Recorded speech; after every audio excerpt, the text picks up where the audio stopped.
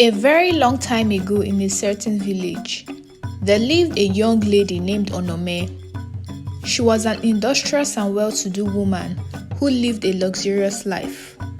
She worked in the biggest factory in the village, which had over 50 workers, and she was among the top workers.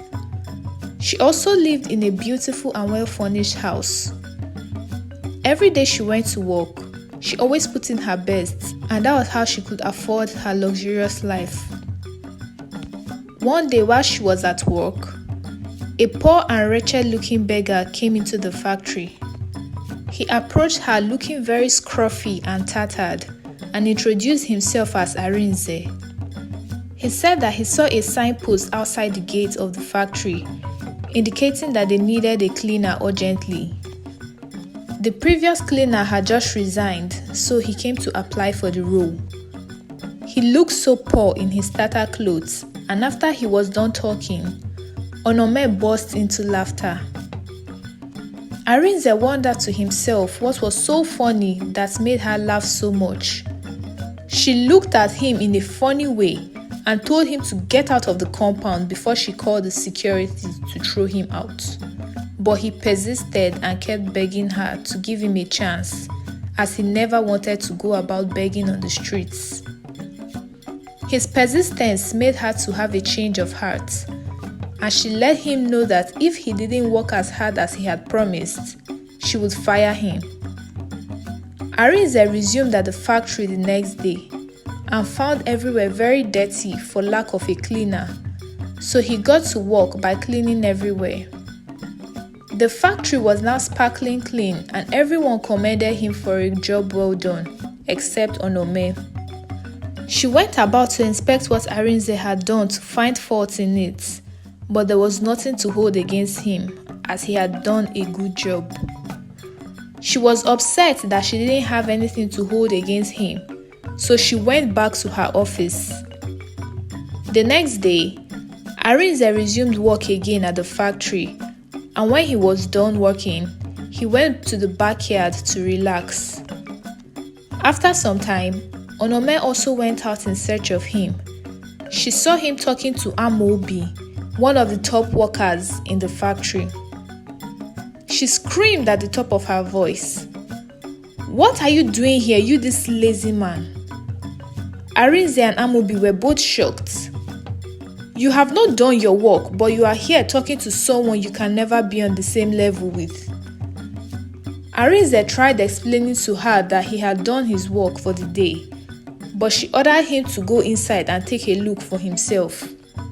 As he got in, he saw that the whole place he had just cleaned was now messed up and littered with dirt.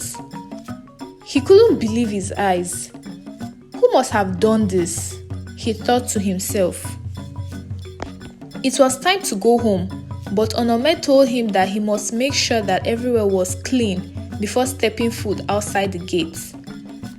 Arinze had to stay back till late in the night before leaving. Little did he know that it was ONOME that littered everywhere just to make him suffer. She was a very proud and wicked woman who enjoyed humiliating those who had nothing. She was not condescending to Arinze alone, but to other menial workers in the factory. She only had respect for those who were on her level or did better than her. Everyone in the factory already knew her to be proud, and her friend Amaka always told her that it was not a good thing because these people were still humans and her actions could come back to bite her. But she would always reply saying that Amaka shouldn't have any pity for Arinze or any other person because they were all riffraffs who had nothing to their name. As time went on, Arinze and Amobi became very good friends. ONOME couldn't understand why Amobi would stoop so low to Arinze's level just to have a conversation with him. It always infuriated her, but Amobi would tell her that Arinze was a very intelligent man who he learned a lot from.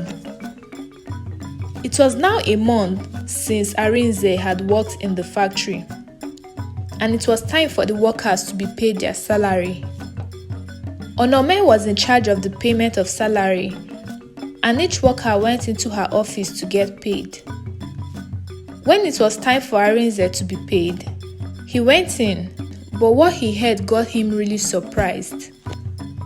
ONOME explained to him that she had his salary with her, but he would only get paid on the account that he would also become her house cleaner, and if he doesn't agree with her, he could resign and go home with no salary. Arinze was confused. "This must be a joke," he said to her, but she let him know that she was being serious. He felt so sad and began crying and begging her that he had no money on him and he had already made plans to use the salary that day, but she insisted. He had no other choice than to agree because he needed the money. ONOME also threatened to sack him if he told anyone about their deal. This was how she also exploited the other cleaners who had decided to resign when they could no longer take the exploitation. The next day after work, Arinze went to her house to clean it just as they had agreed. She instructed him to make sure the house was spotless. It was when he finished that she paid him his salary. He was still in utter shock as he couldn't believe the level of wickedness ONOME displayed. A few days later, news got to the factory that the CEO was coming to inspect the factory and see how things were being done. The workers were all surprised because the CEO had never come himself to inspect. He always sent delegates who would then relay the information back to him. So they all made sure everything was in order so that when he came, he would not be disappointed. All the workers worked twice as hard in order to impress the CEO. ONOME also stopped Arinze from coming to clean at her house so he could focus on the factory to make it sparkling and spotless. He was going to resume again after they had received the CEO. The day they were all expecting the CEO finally came, and they were all nervous as they heard he was a no-nonsense man.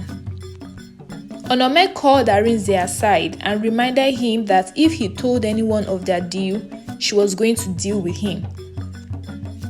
A few hours later, the CEO arrived at his factory and everyone was outside waiting for him to step out of his car.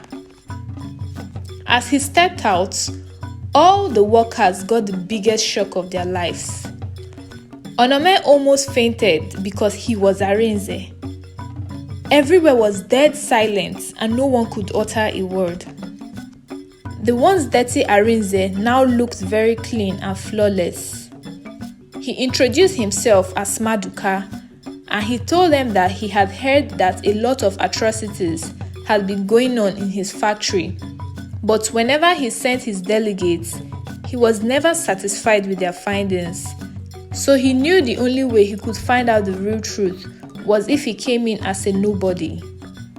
He now knew all his workers for who they really were and not what they wanted him to see.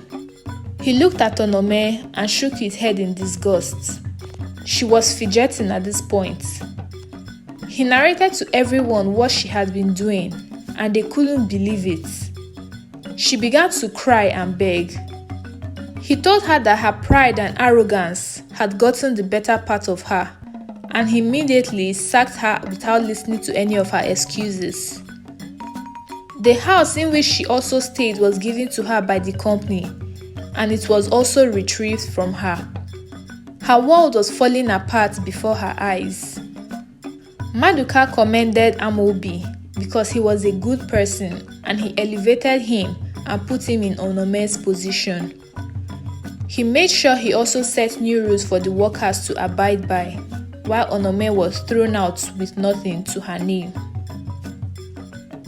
What we can learn from this story is that pride goes before a fall. That is, if we let ourselves become too arrogant or full of pride, we will eventually be humbled. I hope you enjoyed watching this video. Please don't forget to give it a big thumbs up, comment, subscribe and turn on your post notification to get notified when next I post a new video. Bye!